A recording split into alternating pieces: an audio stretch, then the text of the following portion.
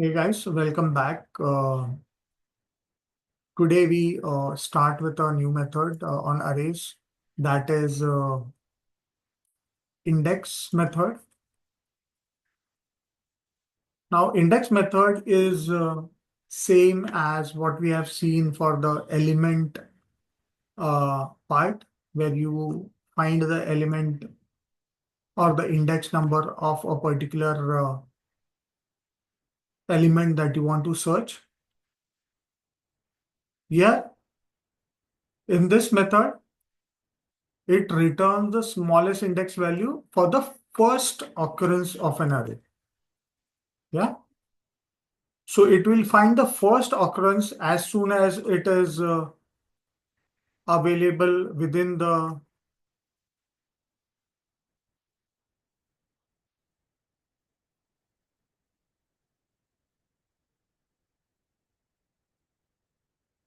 given array. So the syntax for it is you have to give the array name dot index, and then you have to specify the element that you want to search, comma, from where you have to search till which index you want to search. Yeah.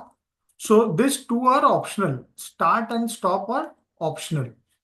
So element is nothing but it can be any kind of data type. It could be int, float, double, anything. Yeah. Start is optional. Start is from where the method will start searching for an element, and stop is where it should stop for a particular index. Okay.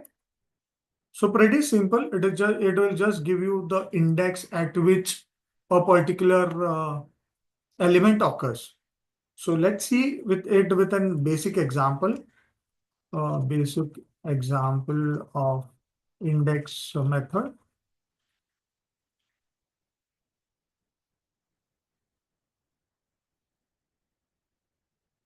So the basic example of index method.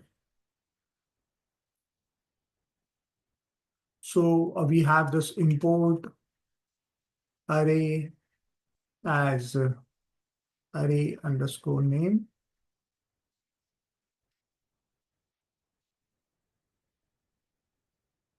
Then we have this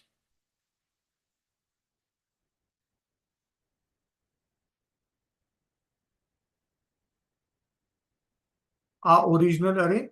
Then we are searching for this index element that is 3. So 3 is available here. Let me make it double digit so that we understand what is index and what are these digits. Okay. So I'm making it 33. I'm trying to search for 33, which is available in the second index. So this is 0, this is 1, this is 2. So it should ideally give you for this element, the index is 2.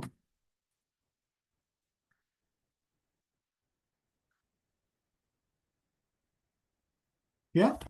For this element, the index is 2. We can see that.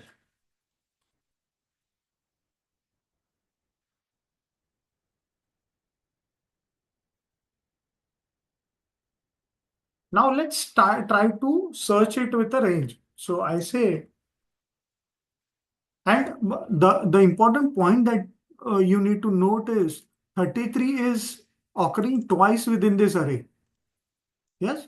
First is at index 2 and third, and the second is at 3, 4, fifth index. But as I said in the definition, it takes the lowest index, smallest index value of the first occurrence. So the smallest index value is 2. So this is our first occurrence. So it is giving me the index value as 2.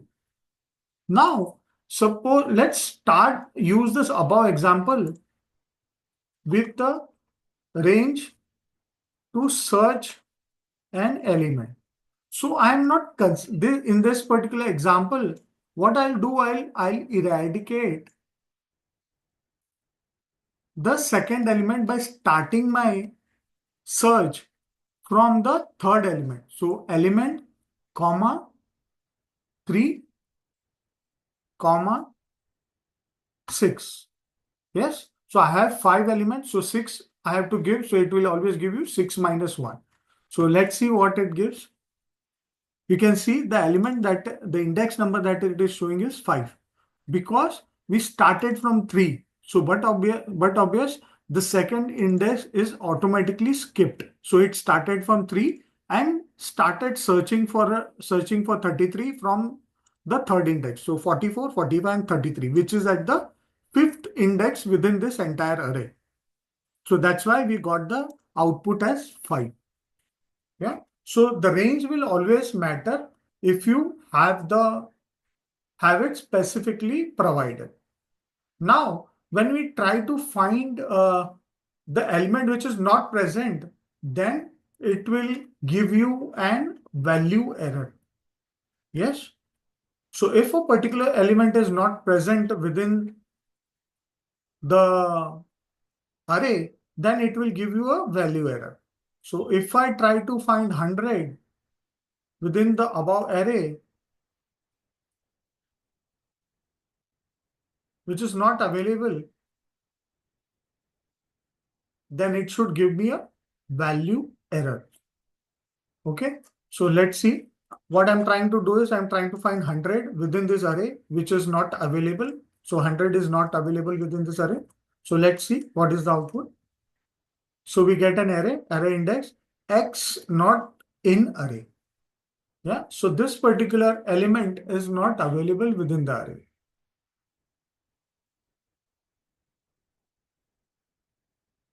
Okay.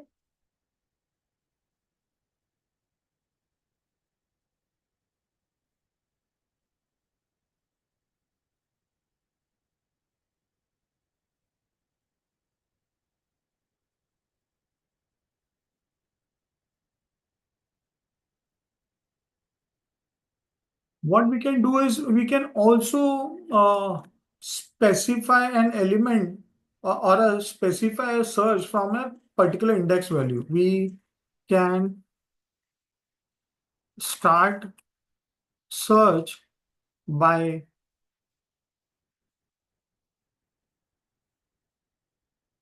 from a specific element.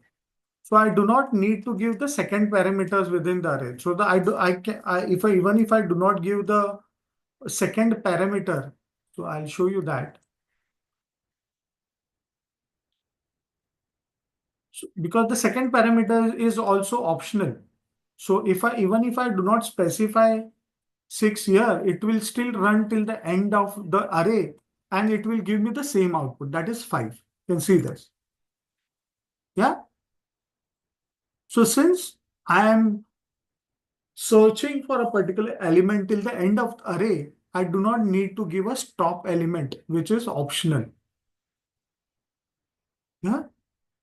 So this is how you can use index to find a particular element and its index number within an array, which you can use for your data analysis. Hope you like this video. Hope you like the examples and the concept of this video. Do like it, share it with your colleagues who want to learn Python. Do comment if you have any queries or if you have any feedback or if you have anything to share about this particular topic, which could be added to the content. Uh, yes, but do not forget to subscribe to my channel to get such informative videos directly to your inbox. Thank you so much.